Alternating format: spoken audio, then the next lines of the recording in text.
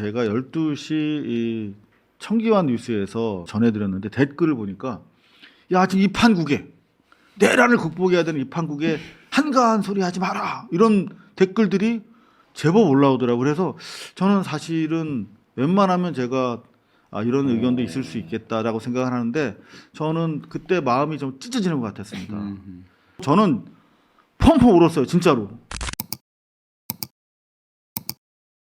그다음에 아울러서 좀 중요한 내용을 저희가 오늘 단독 보도를 했어요. 제가 이제 대통령 취임 100일 기념 기자회견에서 칼기 858 인양과 관련해서 문재인 정부 때 하려고 했다가 코로나 때문에 코로나 끝나니까 미얀마 내란 때문에 못했는데 이제 가능하다고 한다. 수색 재개 의향 있으십니까? 여쭤봤더니 아우 몰랐다. 검토해보겠다 했는데 당일날 청와대 경청소통수석이 오셔가지고 바로 우리가 확인해 보겠다라고 해서 지금 이제 한 2개월, 3개월 차 들어가는데 벌써 정리가 됐어. 그리고 오늘 경청소통수석실로 당사자들 불러가지고 수색 재개 방침을 통보했습니다. 네. 여러분 박수 한번 부탁드립니다. 네. 감회가 새로운 게 이제 청주에 사시는 신모 신부님.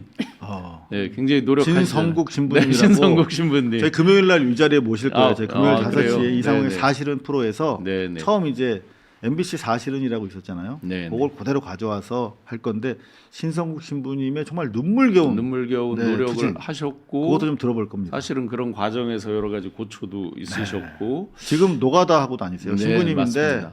예. 막노동판에 계십니다. 그래서 문재인 정부 때 27억인가 아마 조사비가 책정돼 있었을 네네. 거예요. 그 당시에. 맞습니다. 그런데 이제 그 뒤에 이게 뭐 조사라는 게 물론 미얀마가 이제 뒤에 군정하고 뭐 여러 이제 쿠데타 이런 게 나면서 여러 어려움도 있었지만 그 뒤에 이제 예산적 지원이나 이런 것들이 제대로 안 되기 때문에 그러면 자비를 들여서 민간 잠수부 뭐 이렇게 한다고 해서 될 수 있는 저 규모가 아니잖아요. 지하 굉장히 수심 네, 깊은 50m. 예, 거기까지 이제 갈 수 있는 어떤 이런 건 범정부 차원 또 그쪽 정부 차원 그다음에 민간의 어떤 전문 기술 이런 게 다 복합돼야 되니까 이렇게 결정했다는 얘기는 그런 돈까지를 다 지원한다는 거잖아요. 그죠? 맞습니다. 이미 책정돼 있던 예산이 있기 때문에 그 예산보다 오히려 적은 예산으로 할 수 있는 방법까지도 유족 측이 제시를 했습니다. 네. 자, 저도 이해가 안 됐던 게 대구 MBC에서 그때 저기 할 때 약간 뭐 정확한 형체는 아니지만 이게 칼기구나 하는 느낌이 있잖아요. 대구 MBC 신병철 국장이라고 제 동기입니다. 동기세요.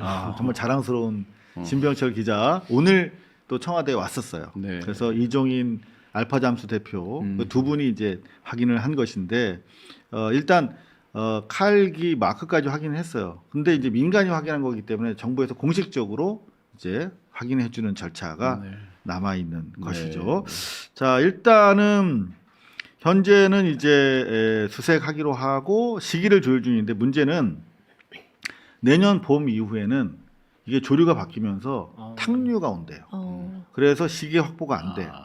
그래서 늦어도 4월까지. 근데 제일 시기가 좋은 게 1월에서 2월 사이랍니다. 그래서 요거는 이제 청기 누설이 될 수도 있는데 대통령 의지도 있으시고 특히 이제 경청소통수석님 이하 우리 스태프 참모분들이 이건 대단히 중요하다. 대통령이 생각하는 어떤 이런 사회적인 참사 유가족에 대한 국가적 예우 차원에서 가장 좋은 때가 그때라면 그때를 맞춰야 되지 않겠느냐는 취지의 말씀을 하고 있습니다. 이게 이 정확히 인양이 돼서 어떻게 사고가 되고 어떻게 피격이 돼 떨어지고 이런 원인 규명에 이제 도움이 된다고 한다면 역사책을 새로 써야 되거든요. 그 당시에 붙잡혔던 그 남녀 김현희 마유미 씨랑 또 누구죠? 뭐 남자 또 있었잖아요. 마유미의 그 조력자. 네, 그러면 이제 국정원 각종 그 조사했던 거 기존에 이런 것들이 전부 다시 써질 가능성이 있죠. 사실 이제 유가족들이나 이제 신성국 신부님 등 이분들은 이제 사실 상당한 의혹 증거 자료를 가지고 이게 지난 정권에서 숱한 사실 공작 사건들이 많단 말이에요. 그러니까 어떤 반공 이데올로기를 강화시켜서 집권 동력을 얻기 위한. 근데 그것들 중에 하나로 보고 계세요. 저도 강하게 의심하고 있습니다만 지금 그런 얘기를 먼저 제기해 버리면 어떤 순수한 의미에서 이게 좀 퇴색될 수 있다. 네. 근데 저는 놀랐어요. 요 내용을 제가 12시 이 청기환 뉴스에서 청와대 기자실에서 전해드렸는데 댓글을 보니까 야 지금 이 판국에 내란을 극복해야 되는 이 판국에 한가한 소리 하지 마라 이런 댓글들이 제법 올라오더라고요. 그래서 저는 사실은 웬만하면 제가 이런 의견도 있을 수 있겠다라고 생각을 하는데 저는 그때 마음이 좀 찢어지는 것 같았습니다. 입장을 바꿔놓고 생각해 보세요. 38년 동안 이분들은 참사 사상, 전 세계 항공기 참사 사상 거의 유일한 거예요. 시체는 물론이고 유리품 한 점 건지지 못하신 분들이에요. 내가 입장을 바꿔놓고 생각해서 어떻게 그런 말씀을 하실 수 있을까? 아무리 댓글이지만. 그리고 또 하나 이게 밝혀져야 지금 뭐 아웅산 대한항공 김포공항 폭파 사건부터 시작해서 각각에는 천안함 사건까지 우리가 의심 제기하는데 그거 제기하면 빨갱이라고 해서 못한 것들 많잖아요. 이게 만약에 조작 사건으로 밝혀지면 이게 아마 전문 기관이 생겨나야 될 거예요. 그만큼 중요한 첫 번째 단추입니다, 여러분들. 그렇죠.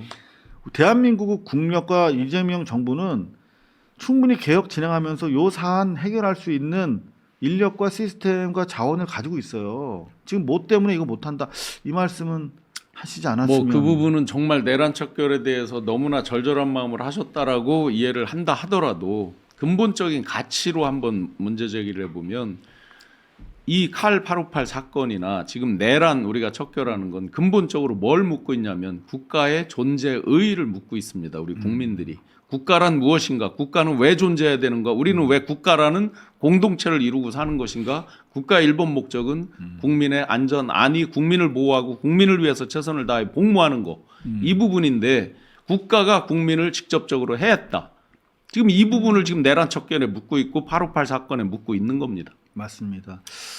그러니까 그렇게 진상규명이 그동안 안 돼 있으니까 이번에 내란을 획책하려고 했던 사람들도 자기들도 안 드러날 거다라는 자신감이 있어서 하지 않았을까 싶거든요. 그러니까 이를테면 이번에 한 거 있잖아요. 대북 풍선 그쵸? 그리고 뭐 드론 날리고 드론 날리고 그다음에 저공 비행하고 다 지금 북한의 도발을 획책하기 위한 공작이었잖아요. 그렇죠. 이런 공작을 그냥 시작한 게 아니라 이전 수구 그 내란당 그쵸. 선조들이 하던 것들을 그냥 본따서 한 거란 말이에요. 왜? 처벌받지 않았고 그런 문제 제기하는 사람들 신성국 신부님 같은 사람을 진짜 가혹한 상황으로 몰아서 노동하게 하는 정말 훌륭한 신부님인데 노동하고 있어. 이것도 저희가 왜 그렇게 일이 벌어졌는지 아시면 여러분들은 진짜 만약에 종교인이다, 캐톨릭이다 그러면 피눈물이 날 겁니다. 저는 그 신성국 신부님이 그동안 이 문제를 제기하기 위해서 정의구현 사재단 공동대표 시절부터 다른 신부님들 다 회유당하고 흩어졌을 때 혼자 남아서 이 유가족들을 편에 섰다는 이유로 이분이 당한 모진 진짜 고통을 들으면서 저는 펑펑 울었어요. 진짜로.